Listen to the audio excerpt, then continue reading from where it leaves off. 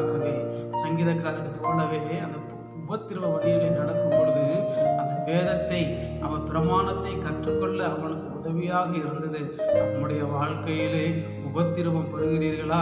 நம்முடைய வாழ்க்கையிலே துன்பங்கள் வருகிறதா? நம்முடைய வாழ்க்கையிலே தொந்தரவு, சோதனைகள், பிரச்சனைகள் வருகிறதா? இப்படிப்பட்ட சூழ்நிலையிலே சங்கீதக்காரன் போலவே நாம் சொல்லணும், உபத்திரவப்பட்டது எனக்கு நல்லது, அதனால நான் எங்க போனேன், உலகத்துக்கு பின்னாடி போகல, நான் உபத்திரவப்பட்டனால சிற்றன்பத்திற்கு போகல, நான் உலகத்திற்கு பின்பாக போகல, நான் உபத்திரவப்பட்டதுனால இந்த உலகத்தின் மாயத்திற்கு பின்பாக போகல, மாறாக இயேசுவின் கிட்டி சேர எனக்கு வாய்ப்பு கிடைச்சது. அதற்காக நான் ஆண்டவருக்கு நன்றி சொல்றேன். நான் உபத்திரவப்பட்டது எனக்கு நல்லது என்று சங்கீதக்காரன் போலவே நாமும் நம்முடைய வாழ்க்கையில் உபத்திரவப்படும் பொழுது தேவனிடத்தில் கிட்டி